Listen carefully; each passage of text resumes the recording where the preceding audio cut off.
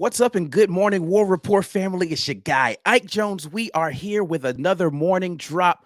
Auburn looking to potentially add some more depth to the wide receiver room. Let's talk about some of the offers that have already gone out and the status of that current room. Y'all know how we do right here, War Report style. Let's drop it on them. You are now listening to the War Report. Yes, indeed. Morning drop here Tuesday morning, April 25th. Your guy, Ike Jones, Mike G in here. The morning drop sponsored by RogueShop.com. Mike G, how we feeling this morning, baby? Pretty good, pretty good. We got a little bit of news. Yeah, a little bit. I mean, it's been slow. I mean, like, if we're being honest, it's been a little slow as far as the news is concerned. I thought we were going to have more transfer portal action popping off. Hasn't been a lot of guys leave, and we haven't really had any guys commit. So it's been slower than expected in terms of the transfer portal thus far.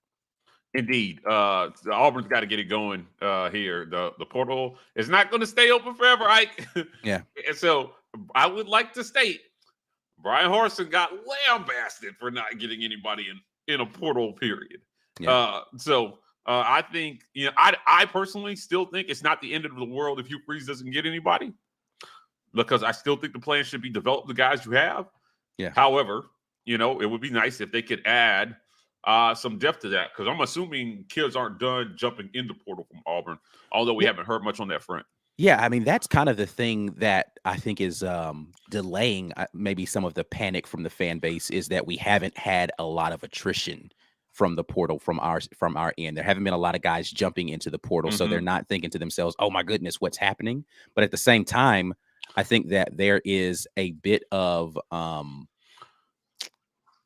don't know, cautious, tentative. There's a pensive feeling, I think, about whether or not we're going to make any significant upgrades. If people are as down on this roster as they have been chirping about, I don't see why we wouldn't want to have some sort of upgrades. Maybe it's because it's not a quarterback, right? Like if we get a quarterback, I think everybody's happy. I don't know that there's any targets that are out there that people are like, oh, we got to get this guy. So right. I don't know. We'll see where it goes. But there has been, so far, from what I've seen, offensive line and wide receiver really have been the places where we've been focused. There's been a couple of edge guys, but today we're going to talk about a couple of wide receiver targets that have at least been offered by Auburn. I don't know how much traction we're getting back in the other direction. We'll start with the one that I know has at least shown some interest in reciprocity, and that is Jordan Hudson, the transfer wide receiver from TCU. So Jordan Hudson, a kid from the Dallas area, if I'm not mistaken, there in Texas, played for TCU, and I mean, a little bit of productivity. He wasn't like earth-shattering, but entered the transfer portal recently, offered by Auburn, and had a visit scheduled to Auburn. What do you know about TCU transfer Jordan Hudson? Listen, this kid played 1 year at TCU. He signed his letter of intent in 2021. And as far as on the field play, he had 14 receptions for 174 yards and 3 touchdowns. Now that may not sound like gaudy stats. Definitely does not. But compared to the guys who are in the room currently, believe it or not, that's more experience than a lot of guys that Auburn currently have in college football. So, 3 touchdowns. like one receiver had 3 touchdowns. We were not throwing the ball for touchdowns very much last year. So, yeah. Right. So, we'll see. Like I said, I mean, the first-year kid last year had a ton of potential. Obviously, TCU went far in college football last year. Now, with only 174 yards and 3 touchdowns, I can't say that he was a huge part of that. But this is, interestingly enough, this is Jay Fair's former teammate. Yeah, I think they played, middle school together or something like that? Yeah. They used to play together. So, this kid is coming in and, hopefully, he likes what he sees. I'm all about Auburn adding depth. But it's still the development game with a kid like this, Ike. Yeah, still for a sure. development game. Yeah, he's not going to come in and light the world on fire without having a little bit of help from our current staff to get him to the place where he needs to be. If you're in here right now and you're not doing the necessary, go ahead and share the video so we can get more people involved in the conversation. At the War Report, hashtag get your weight up, so that we know that you have done that. Go ahead and like the video and subscribe to the channel if you've just been in here lurking. If you have been, this is your first time, I should say, being in here, welcome. We hope you enjoy the content. If you don't enjoy the content, then you just don't like good things in your life. Let's continue this conversation, though, and talk a little bit more about the wide receiver room. Again, Jordan Hudson, the TCU transfer, has been offered by Auburn. To your point, he has some connections to the current Auburn roster with Jay Fair. Had a visit scheduled. I did hear that possibly that visit has been canceled, so I'm not sure if what's going on there. Auburn's not thought to lead for this, by the way. It's looking like SMU is the likely landing spot. He wants someplace close to home. So we'll see what happens in that situation. But there is another kid that hit the transfer portal recently. Auburn has already made an offer to him, and that is, I want to make sure I am pronouncing his name correctly, Montana Lemonius-Craig. MLC is what they call him for Montana Lemonius-Craig from Colorado. Yep. One of those guys, this is something that should be familiar to Auburn fans. Has an amazing spring game. And then dipped. Losing for that team coming up in the fall transfer portal, literally the very next day, or well, not the next day, but maybe I think it was the next day. I think he hit the transfer portal that Sunday, like right after the spring game. So already been offered by Auburn and like 18 other schools. Like he's got offers coming in all over the place. You know what do you think about this guy? 23 catches for 359 yards last year. So you know, he was averaging 15.6 yards a catch, also 3 touchdowns for this young man. But this is his third year. So he came in 2020, he had 1 catch. In 2021, he had 10 catches for 123 yards and 2 touchdowns. Again, not super gaudy stats, but he was on a 1-11 team last year. They were terrible. Yeah, they were awful. So sometimes you can have super talented guys on really bad teams. Now, when Deion came in there, he was like, why y'all ain't gonna be here? So I wanted to hit on this point. Continue where you're going, because there's something very interesting I want to point out in regard to this. Continue what you're saying right now. So Deion comes in. Let me make sure I'm not parched for this. And he instantly sends the message, some of y'all ain't gonna make it. It feels like one of them Marine movies where like they're trying to be a Navy SEAL. Right. It's like only 1 in 10 of you guys are going to make it through this program. The other 9 will fail at everything in life. Right. And I am in the minority that doesn't know if I like that message. Now, while that may be true, I'm not sure you have to say that to a lot of these kids. Let them compete. Let the chips fall where they may. But he had a great spring game. Kind of similar to how a guy on our team had the best catch of the spring game and then dipped right after. And he's out. So there's apparently something that he doesn't like about what they're doing there or what direction that program is going. A lot of people don't like what's happening in Colorado. They had like 18 transfers after the spring game happened. So I thought it was 13. I don't know. But they brought in like 22 guys. Right? Yeah, no, so, I mean, listen, it's not that they're not hemorrhaging, but that's a lot post spring game. Especially when your spring game literally just happened. Like in the second portal period, yes, that is a lot. And I think that is getting past a lot of people. In the first portal period, I would be like totally normal. Yeah. Guys are trying to get into spring someplace else. Right. After, when you know you have to transfer out of conference, to have 13 guys jump the portal, wow. Well, see, I don't know what the PAC's thing is around whether or not they can transfer within conference. Oh yeah, you're right. There. That's an SEC thing. So the SEC, I think, might be the only Power 5 conference that still has a rule where you can't do interconference transfer and play for that school in the fall after a certain date. So that's true. But the thing I thought was interesting about this that I wanted to point out in regard to this wasn't even so much about what Coach Sanders did or Coach Prime did when he got in there. It was that his number, and it was specific that Deion was like, you can't be number 1 when you ain't that guy. You got to be him if you're going to have a 1-digit number. His number was number 1 last year. In the spring game, his number was not number 1. It was 15. Okay. So in my mind, he was like, okay, so Deion don't think I'm that guy. He waited until he got his shine on the ESPN stage in their spring game, was like, I put up some gaudy numbers. This is all I needed, was a little bit more tape for y'all to see I'm out. So it's going to be interesting to see. And he got a ton of offers from all over the place. As normal, I have not done any exhaustive looks at any of these guys. Listen, I'm going to just tell y'all straight up. If you're looking at me to evaluate somebody who's not on our team that we have not signed, I don't have that much time in a day. I'm looking at players that are on our team, trying to figure out what we actually have in these rooms. And so there's not really a lot to even evaluate on guys that have like 10 catches in their entire career, right? So yeah, I mean, listen, I looked into him. He's actually got a pretty good catch radius. And you know, he's got decent speed. He would add something to Auburn's wide receiver room, certainly. And you know, where I'm at with this guy is, I believe, I'm of the opinion that there's still talent in this wide receiver room. Now, I agree with that take. I was at the baseball game and I ran into a few guys. I ran into Caleb Wooden and Jay Fair, and Coy Moore was out there. Eugene was out there. And, you know, I just asked them boys, I was like, hey, what y'all gonna do this year? Right? You know, Jay, Coy, those guys are very confident. They're very confident in what they can get done. I also had the pleasure of running into Donovan Kaufman at Buc-ee's. I was at Buc-ee's, Mike. And Donovan was like, Mike. And I'm like, hey, Donovan. And he says, how you doing? I'm like, oh, great. I said, hey, man, what we looking like?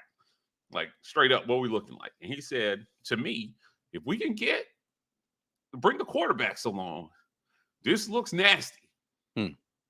And that's the take that I agree most with. Yeah. Is that really, if the quarterback can do what they need to do, there's enough talent around that quarterback to be able to do some amazing things with this offense. Yeah, man. Listen, he likes the guys around the quarterbacks.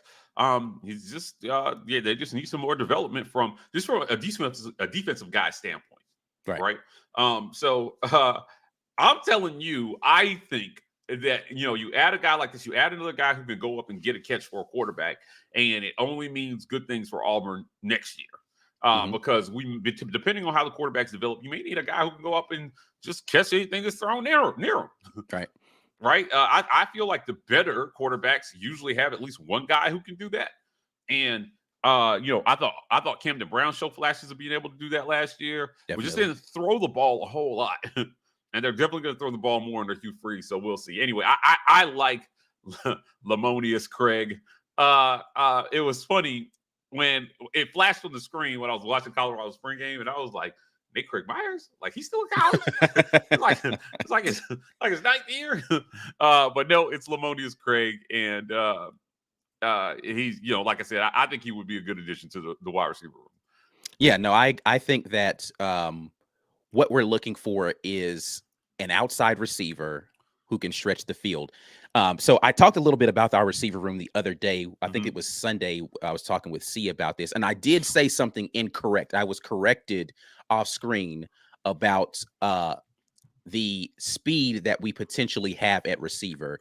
I didn't think that Amari Kelly was a runner, and I was corrected. Amari Kelly apparently can pick him up and put him down a little bit. So we do have Amari Kelly on the outside who can do a little bit of the damage that's necessary to take the top off. But I do think that they still want someone who's got a little bit more speed and is a little bit more acclimated to what this staff is going to require from their receivers. Because this is the thing, right?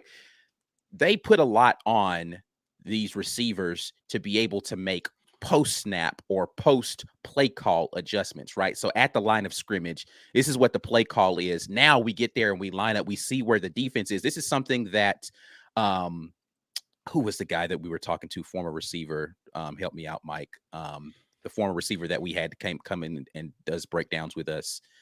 Devin Aromashodu? Yeah, Devin was talking about being able to recognize where the safety's lined up, where your linebacker is. This is all post-snap adjustments, and you and the quarterback being on the same page with, I need to break this route off here. This is where I'm going to, shut it down so I'm, in the zone.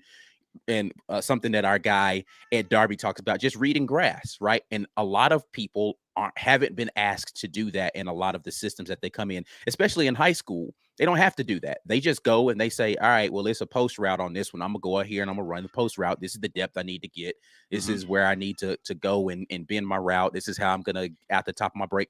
All things that are good to be able to do, but certain systems require you to make site adjustments with how you're going to run the route. And you and the quarterback have to be on the same page or it looks ugly, right?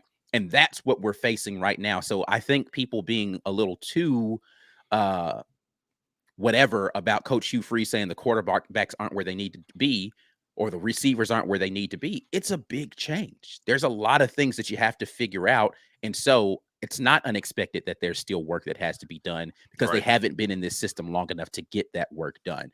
So hopefully they're going to be able to find some guys, whether they're dynamic guys, whether they're guys that have a bunch of they've at least had the work of trying to work in this type of system and they have the talent to be in a Power 5 program, or they're in a Group of 5 program, but they are the standout player within that program. So there's a lot of opportunity out here that is still yet to be realized, I think, on this roster as they continue to grow in this system.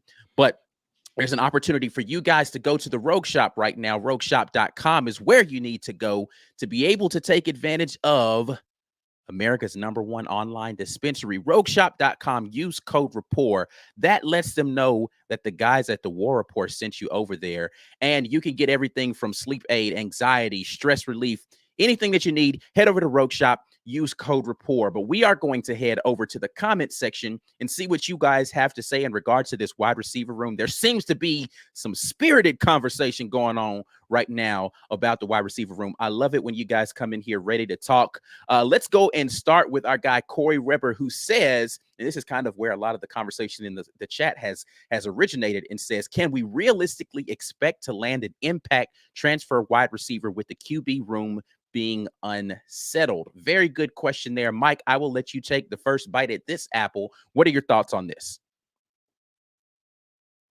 You're muted, by the way. I don't think that receivers look at this as much as a lot of people think they do. Especially coming in. Now, I think they look more at the system and whether there will be opportunities to catch the ball than they do at who's thrown it. Personally, I think that's a very fair point. Continue. Yeah. So I'm not sure that this is going to matter. I think Auburn is a big enough name in college football. Hugh Freeze has made enough headlines. It's going to be about selling the system and the opportunity to catch the ball. That's it, right? Like, receivers get more frustrated not getting targets than they do errant passes coming at them. So, no one has to come here and block, right? Forever. So I think it's going to be more about selling system than it is, oh, we got a great quarterback that can get you the ball. I think that matters more to maybe guys coming in as true freshmen that want to commit than it does to the transfers. Yeah. Because those guys weren't getting a ton of targets where they were likely. So they want to go somewhere, to your point, where they feel like they're going to get targets. An opportunity to go catch the ball more than where they were. I'll say this. Can we realistically expect to land an impact wide receiver? Pause. No. Not during this transfer period can you realistically expect to, forget the QB situation. It's unrealistic to expect to get an impact receiver during this portal period, in my opinion, right? If we had a dynamic QB, it would be difficult to get an impact wide receiver during this portal period. Now, with the continuation of that statement, with the QB room being unsettled, I will piggyback on what you said, Mike. I do think that it has a lot to do with the system that they are going into and how many targets they can realistically expect to get. They want to know, are they going to get snaps and targets wherever they're going? Now, the QB situation may be an impact if it's between two programs where they feel like it's equal on snaps and targets, right? That could be a differentiator in those two things. But I'd wager to say that that's not really usually in situations where the QB is settled.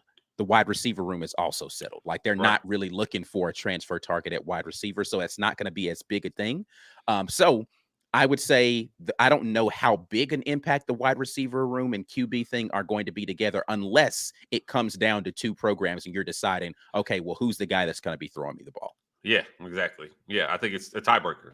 Yeah. who's throwing me the ball is more of a tiebreaker in this scenario for sure than it is. Again, especially during this portal period. Now, if it were off-season portal, I think that's a big reason why you didn't see a lot of big names come to Auburn, because they were like, well, I don't know really how they're going to implement a system there. I don't know who's going to be the quarterback.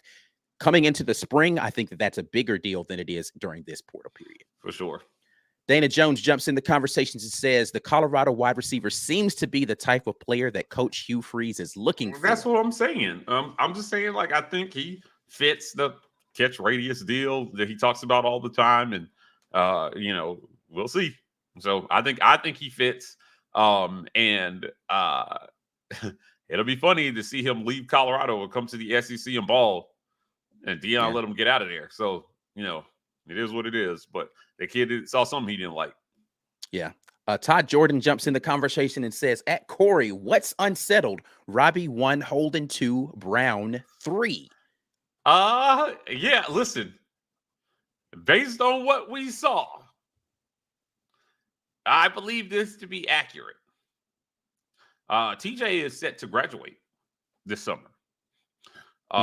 And he's going to have some options in terms of just being able to get out of here, right? For a second time without penalty. I expect him to do that. He's got 1 year left to play. I don't think he should stay in an unsettled situation about whether he's going to start or not, unless he's already looking past football, right, to do something else in life. And we've heard about kids on the team that possibly are, transitioning their thinking from playing football later to doing what they're going to be being pro at something else. Right. So I'm not sure TJ's there. So that being said, you take him out of the equation. I think based on the spring game, that does leave Robbie right now until we hear about them bringing another guy in, which I don't think it's a guarantee they're going to get. Right. Right. So everyone said, oh, he's got to go get somebody. He's got to go get somebody. And I'm just like, in the second portal period, who's jumping in the transfer portal? I think that's why people were so stuck on McCall, because he was the best looking guy out there available to Auburn, realistically, that could have come here and that had decent stats and ability. Right. So people were stuck on him for that reason, not because there was some great possibility that he was going to end up here, because he showed a little bit because our staff showed a little bit of interest.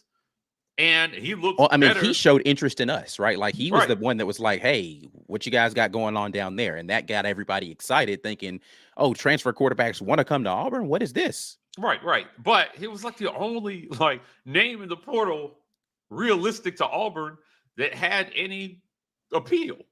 Yeah. So people got fixated on him. And, he may or may not be coming. I mean, it's looking like he's not right now. But, you're going to have to develop one of these guys in here, Robbie, Holden, Brown. Yeah. I think, right? And if you are a Holden fan and you wanted Holden to stay, was your best case scenario. Right? I think Holden will accept to be in the number 2 on the squad this year, especially because if Robbie starts, you don't again, you guys kind of disagree with me when I say I think it was Memphis B when I was like, Robbie might be a little injury prone. No, that was I didn't say I said I don't know if he's injury prone. He has had an injury history, but I don't know if he's injury prone. Right, yeah. So he gets hurt.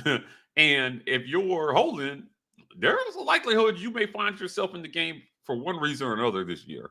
And I would like to see that young man get a shot, if circumstances arise that he could get a shot. So Robbie, Holden, Brown, I can't disagree with this. Yeah. I mean, I think that is a pretty accurate statement of where we are in the quarterback room right now. Again, understand that TJ Finley is still on this team, but signs point to him not continuing to be on this team as the fall approaches. But we'll see where it goes. I think a lot of that has to do with whether or not a transfer portal quarterback comes in and the status of what his prospects are post-graduation. And that's not us taking a shot at TJ, right? No. I mean, he's just, like I said, he came here, he tried the Auburn experiment. He's, this is his second coach here, his third coach in as many years, or, in 4 years. And it's just time, man. It's time to go find some place where you can get some tape, like we've been preaching, right? Because if you want to go to the next level, it's really hard to do that if you don't have anything on tape. Yeah. Haley jumps in the conversation, said it's not a matter of what he can do. It's a matter of what potential wide receivers in the portal have on tape already to say, yes, I think I am going to get a ton of action from this guy. So speaking of just kind of the quarterback situation as to whether or not it's going to impact the decision of a wide receiver making a move to Auburn. So I think Haley is agreeing that the quarterback has something to do with it. But again, I didn't say it has nothing to do with it. I just don't know that it's the top thing that's on their mind. Yeah, I just in talking to these guys that I've never gotten that impression. Yeah. There's an assumption when you go to a major Division I college program that, the coach is going to pick the most capable guy to deliver the football. Yeah. Right. What I think matters more is system again, because if you're going to run read option, right, like, where they keep the ball on the ground and it's just pitch, run, keep all the time, and you're out there blocking, I think that matters more in terms of them picking a school, right? Guys want targets. They want balls thrown at them, man. It's kind of like, you're running up the court in basketball, Ike, right? And you get behind the defense 5-6 times, and the guy who gets the rebound, the outlet guy, never sees you. Mm-hmm. Never sees you, and you're down there open. It's like, damn it, just throw the ball down here for an easy bucket. It gets exhausting, right? Running around to get open, and nobody ever finds you, right? I think that's why a lot of guys like playing with LeBron, because he will find them. He'll at least find them, right? And then throw an accurate pass, right? So, I mean, these guys want to be looked for, and if you give them enough opportunities, I think it's enough to keep most guys happy. Right, connect on most of them, on some of them, right? But yeah, I don't know, guys. I don't think that the QB situation is as detrimental to attracting wide receivers as a lot of fans think. Yeah, I mean, I'm not going to say it has zero impact, because that's silly, right? Again, during this portal period in specific, I don't know that that's the biggest factor in why guys are choosing to go where they're going to go from the wide receiver standpoint. Mm-hmm. They just don't want to go to, if you're getting many targets or having opportunities to get catches, you're not going to want to go to a school where all you're going to do is block for 80% of the game, right? That's pretty much what it comes down to. You want to go to a system where you feel like they're going to throw it around a bunch, and you don't care if those are 5-yard tunnel screens. Cool. Just get the ball in my hands. Let me go out here and do something. Give me opportunities to go show people what I can do on tape. Because here's the thing. There was a whole cut up of OBJ when he was with the Browns getting open over and over again and not getting the ball. Right now, again, this is an exaggeration, because OBJ had put tape where he was that guy when he was with New York, right? But they were just like, get him out of Cleveland. Look what he's doing to these DBs and never touching the ball. He needs to go somewhere where they're going to target him. And it was on plays where the ball was getting thrown, just wasn't getting thrown to him. Or the quarterback was out there like dropping back, and then he's getting under pressure, throwing the ball away type of stuff. And they're just like, yo, why is OBJ not getting the ball? But if you're in a system where you're not even having an opportunity to go down there and be a potential target on those plays, and you're getting open a bunch of times, that's the thing. You can put that on tape. You can put on tape, yo, I'm always open, bro. They just never throw the ball to me. Mm-hmm. But if you're always open and they just running the ball a bunch of times, it's not the same impact. You see what I'm saying? Like, so absolutely. I think that there is definitely credence in the fact that who's throwing you the ball matters, but a system that allows you to show I can run my routes properly. I know where to, cut my stuff off in the zone. I can get open against coverage. They're just not throwing me the ball, or they're not throwing me accurate passes. That actually means something to people who know what they're looking at. Right. Now, listen, if you can't connect with a receiver, it might have something to do with why he's like, I'm out of here. Yeah, true. Yeah, but coming in, you don't know until you know. So, I think these guys care more about how much are they going to throw the ball and what percentage of those passes are going to go to me. Correct. TK says every wide receiver can't go to Bama or Georgia. Also, your program has to be elevated to attract the best players. We're not there, obviously. To put it all on the QB is nonsense. Yeah, I mean, it's, again, system programs that, he's not wrong. I think it's a little different when you're talking about portal guys who are looking for a spot, especially in the second portal period. And we're talking about recruiting, out of high school. This is dead on. right? Yeah. The rules are a little different for portal transfers. Yeah, I think that right now you're just not going to find stud receivers anyway. So you're looking for a guy who can be a depth piece, a little bit of a project, right? Because if they've shown that much at where they are and they're leaving during this portal period, that means that there's something else going on there. Like this, it doesn't make a ton of sense for a guy with a lot of productivity. In Colorado's case, they do have receivers who were their leading receiver last year. But I mean, again, Colorado was terrible last year. So that's like, and this is going to sound disrespectful when I say his name. That's like people, throwing a pity party over Kobe Hudson leaving. It's like, I get he was the leading receiver for Auburn the year before, but like Kobe Hudson wasn't like big impact player, and he's got a bunch of talent. I'm not saying he's not talented, but it ain't like he's down there at UCF lighting it up. But he's also running Gus Malzahn's system, which is not very friendly to wide receivers. I don't actually know why Kobe Hudson, a guy who can actually catch the ball, would go to a system where they're never going to throw the ball. Right. That was a poor decision on Kobe Hudson's part. So I don't ever understand it. Like, I get he wanted to go. Anyway, I'm not going to stay stuck on Kobe Hudson. My point is that just because you were the leading receiver for a team the year before does not mean you are an impact player immediately where you go the next year. That's facts. That is facts. So it is what it is. All right, man, we're going to get out of here. We appreciate you guys jumping in here to the morning drop. Listen, if you don't already know, the Rogue Shop is our sponsor. Head over there, rogueshop.com. Use code RAPPORT to get a little something off of your purchase. That lets them know that you guys at the War Report sent you. Rogue Shop is America's #1 online dispensary. We'll catch you guys again tomorrow morning for another morning drop. Make sure you share the video, like the video before you get out of here. We appreciate you guys dropping in with us.